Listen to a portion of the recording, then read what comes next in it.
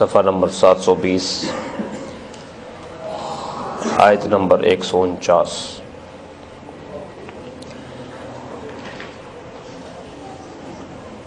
سورۃ الصافات پارہ نمبر 23۔ اعوذ باللہ من الشیطان الرجیم، بسم اللہ الرحمن الرحیم۔ فاستفتہم لربک البنات ولہم البنون ام خلقنا الملائکۃ اناثا وہم شاہدون الا انہم من افکہم لیقولون ولد اللہ وانہم لکاذبون۔ قرآن مجید کے جتنے موضوعات ہیں اللہ سبحانہ و تعالیٰ نے پورے قرآن مجید میں ہر گناہ گار کے لیے نرمی کا، کہ وہ نرمی کی امید رکھے، اس کی گنجائش دی ہے کہ اپنے بارے میں حسن ظن رکھے کہ میرے گناہ جتنے بھی ہوں اللہ تعالیٰ میرے ساتھ اگر مغفرت کا معاملہ کرنا چاہے تو اسے کوئی پوچھ نہیں سکتا۔ لیکن شرک اور کفر کے معاملے میں پروردگار نے دو ٹوک فیصلہ سنا دی۔ اس کی مثال آج کی دنیا میں یوں کہیں جی کہ جیسے سعودیہ کے ایئرپورٹ پہ نا چرس برآمد ہو جائے، تو اس کے لیے نرمی نہیں ان کے پاس، چرس نکل آئی اب گردن کٹواؤ۔ اسی طریقے سے محشر کے روز میں سکیننگ ہوگی میرے اور آپ کے دل کی، اندر میں کہیں کوئی جرثومہ شرک کا ہوا کہ یہ بندہ اللہ سے مایوس تھا۔ شرک مایوسی سے پیدا ہوتا ہے کہ پتہ نہیں اللہ کیا کرے گا، شرک مایوسی سے بھی پیدا ہوتا ہے، اور شرک غلط فہمی کی وجہ سے بھی پیدا ہوتا ہے کہ عام بادشاہوں کی طرح بندہ اللہ کی بادشاہت کو مانے، حالانکہ اللہ کی بادشاہت اور لوگوں کی بادشاہت میں زمین و آسمان کا فرق ہے۔ دنیا والے تو برائے نام بادشاہ، پیچھے وَتُعِزُّ مَن تَشَاءُ وَتُذِلُّ مَن تَشَاءُ تُؤْتِي الْمُلْكَ مَن تَشَاءُ وَتَنزِعُ الْمُلْكَ مِمَّن تَشَاءُ۔ یہ تو فیصلے اوپر سے ہوتے ہیں، صورتاً ایک بادشاہ ہوتے ہیں، اندر میں ان کی اپنی جو وینیں چل رہی ہوتی ہے نا، اس میں بلڈ ہوتا ہے، اس پہ ان کا کنٹرول نہیں ہوتا، وہ اللہ کی مرضی جب تک ان کا دل دھڑکا ہے۔ تو وہ کیا بادشاہت ہے جس کو اپنے دل پہ ہی بادشاہت نہیں ہے؟ تو اس لیے وہ ایک صورتاً بادشاہت ہوتی ہے۔ دنیا کے بادشاہ ان کی ابتدا بھی ہوتی ہے، انتہا بھی ہوتی ہے۔ میرے رب کی بادشاہت ابتدا سے بھی پاک، انتہا سے بھی پاک۔ دنیا کے بادشاہ، ان کا علم محدود، ان کا اختیار محدود، ان کی سوچ محدود، ان کا تصرف محدود، اور ان کی دانائی محدود، اور رب تعالیٰ کا علم اتنا کہ کوئی سوچ ہی نہ سکے۔ حضرت خضر علیہ السلام نے حضرت موسیٰ علیہ السلام کو فرمایا تھا، سمندر میں سے چڑیا کو دیکھا کہ وہ ایک قطرہ پانی کا لے کے چونچ میں حلق میں اتار رہی ہے۔ تو حضرت موسیٰ علیہ السلام جب علم سیکھنے کے لیے حضرت خضر علیہ السلام کے پاس گئے تو انہوں نے کہا، اے موسیٰ دیکھو سمندر میں یہ کیا ہو رہا، یہ چڑیا اپنی چونچ میں پانی کا قطرہ اتار رہی ہے، یہ پانی کا قطرہ اور یہ سمندر، بتاؤ اس کی کوئی نسبت ہے؟ موسیٰ علیہ السلام کہنے لگے یہ تو کوئی نسبت نہیں۔ فرمایا نہیں، اس کی بھی کوئی نسبت ہو سکتی ہے، کہیں نہ کہیں جا کے دنیا میں کوئی نسبت نکل سکتی ہے، لیکن رب تعالیٰ کے علم اور سارے نبیوں کے اور سارے اولیاء کے اور ساری مخلوق کے علم کی کوئی نسبت نہیں۔ اللہ کا علم کہیں زیادہ، سارے نبی کتنے ہی علوم کے منبع کیوں نہ ہو، لیکن رب کے علم کے مقابلے میں کسی کے علم کی نسبت کوئی نہیں، کوئی بھی ہو، ایسا علم ہے ان کا۔ اور پھر اختیارات لامحدود، زوال سے پاک، عجز سے پاک، محتاجی سے پاک، اور پھر ظلم سے پاک۔ دنیا کے بادشاہ ایک رینج تک اپنا ان کا علم کام کرتا ہے، ان کا ادراک کام کرتا ہے، اس سے آگے انہوں نے اعتماد کرنا ہوتا ہے کہ تو کیا کہہ رہا ہے، اس نے جو قریبی نے جو کہہ دیا انہوں نے مان لیا۔ لیکن پروردگار محشر کے روز میں فرشتوں سے کہے گا تم نے جو اعمال لکھے تھے لاؤ دکھاؤ، وہ سورے پیش کریں گے۔ تو پروردگار اس وقت میں اپنے علم کے اعتبار سے وہ سارا ایک اس کا روز نامچہ وہ علیحدہ پیش کریں گے۔ فرمایا کہ اس کو بھی دیکھ لو اور میرے فرشتوں کے اعمال نامے کو بھی دیکھ لو، یہ میرا ہے۔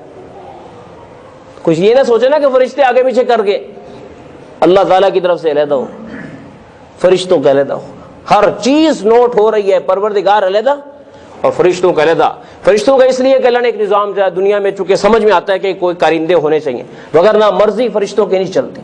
تو جب اللہ سے بندہ مایوس ہوتا ہے تو پھر وہ سوچتا ہے کہ یار کوئی نیچے کا راستہ دکھاؤ. تو اس کے لیے بعض قومیں ایسی گزری جنہوں نے فرشتوں کے تصور بت بنا کے، مجسمے بنا کے ان کو پوجا کہ چلو شاید جبریل مجھے بچا لیں، میکائیل مجھے بچا لیں، اسرافیل مجھے بچا لیں. بعضوں نے جنات کو پوجا، وہ تو آج تک چلا آ رہا ہے. جنات کی پوجا پاٹ ہوتی ہے اور شیطان کی بھی عبادت ہوتی ہے. اس دور میں تو شیطان کا بھی ایک مجسمہ بنا کے اس کی عبادت ہو رہی ہے. تو کس لیے؟ کہ شاید یہ کچھ کر سکے. تو اللہ تعالیٰ نے قرآن مجید میں صاف ان اللہ لا یغفر ان یشرک بہ، اللہ کا یہ اٹل فیصلہ کہ اگر شرک ثابت ہو گیا کہ بندے تو اپنے دل میں دماغ میں شرک لے کے آ گیا تو پھر سن لے میری رحمت تیرے لیے نہیں ہے، پھر معاف نہیں کروں گا. اس لیے زندگی میں بندہ سب سے زیادہ فوکس اس بات پہ کرے کہ میرا عقیدہ اچھا ہو جائے، مجھے مایوسی نہ ہو، غلط فہمی بھی نہ ہو. پروردگار نے یعنی لوگ یہ تاثر دیتے ہیں کہ اللہ تعالیٰ چونکہ ذوالجلال والاکرام ہیں، میں نافرمان ہوں، میری نہیں سنتا. یہ بھی شرک ہے، یہ اندر سے نکالیں. ہاں یہ ہے کہ میں نے سنانے کا ارادہ نہیں کیا، وہ تو سنتا ہے لیکن سننے کے لیے اس نے کہا بندے دل اور زبان ایک کر کے سنا. لیکن ہم صرف زبان سے سناتے، دل تو ہم نے کسی اور کو دیا ہوا، کسی نے پیسے کو دیا ہوا، کسی نے دکان کو دیا ہوا، کسی نے بیوی کو دیا ہوا، کسی نے جناب کسی اور محبوبہ کو دیا ہوا. دل بیچا ہوا. اور ادھر کیا ہے؟ دل مجھے دو، کیونکہ میں نے سارے وجود کو دنیا کے کاموں میں لگانے کی اجازت دی ہے لیکن دل میں کسی اور کی محبت غالب کرنے کی اجازت نہیں دی. سب محبتیں مغلوب رکھنا، میری محبت غالب رکھنا. یہی تو ابراہیم علیہ السلام کا امتحان ہوا کہ بڑھاپے میں بیٹا ملا، بعضوں نے کہہ دیا کہ اب بیٹے کی محبت زیادہ ہے. تو پروردگار نے فرشتوں سے کہا کہ نہیں نہیں، یہ میری محبت ہی غالب ہے، دیکھو میں اس کو کٹوانے کا حکم دوں گا تو یہ قبول کرے گا. یعقوب علیہ السلام نے پوچھا یا اللہ یوسف کو اتنی جدائیاں کیوں دلوائیں آپ؟ تو وحی آئی، نماز پڑھ رہے تھے اور میری طرف جو توجہ تم نے لگائی ہوئی تھی تو کچھ توجہ تم نے ساتھ لیٹے ہوئے بیٹے کو بھی دے دی تھی. تو پھر ہم نے بھی کہا کہ آپ کو جدا کرا کے دکھاتے. انسان نماز میں بیٹے کو سوچ رہے. ایک صحابی، حالانکہ یہ غیر فطری خیال تھا، ایسا نہیں، نظر پڑی تھوڑی توجہ صرف معمولی سے ہو جاتی ہے. ایک صحابی ان کا ایک باغیچہ تھا، کئی 100 اس میں درخت تھے.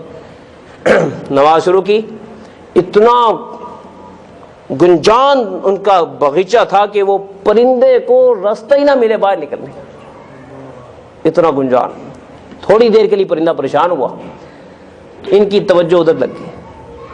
نماز کے بعد اپنے آپ سے کہنے لگے تو نے پرندے کو نماز میں اتنی دیر توجہ دی ہے، لگتا ہے کہ تجھے باغ زیادہ اچھا لگنا شروع ہو گیا رب کی نماز سے. لگے اب تیرا امتحان ہے، بتا تو اگر قیامت کے روز تیرا ثابت ہو گیا کہ تیرے اندر غیر کی محبت زیادہ ہے، تیری بخشش تو نہیں ہوگی. اپنے آپ سے کہنے لگے تو ہی بتا تیرا کیا حل. تو اپنے ضمیر سے پوچھا، ضمیر نے کہا جی جو انسان کے اندر لگا ہوتا ہے، اس نے کہا کہ حل یہی ہے کہ جس چیز نے تجھے رب سے دور کیا تو اس چیز کو رب کے نام لگا دے.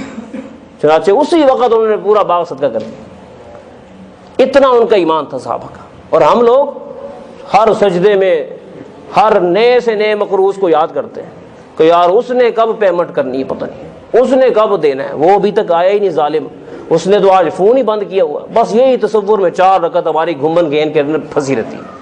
بھائی نماز میں آگے بھول جاؤ اس کو.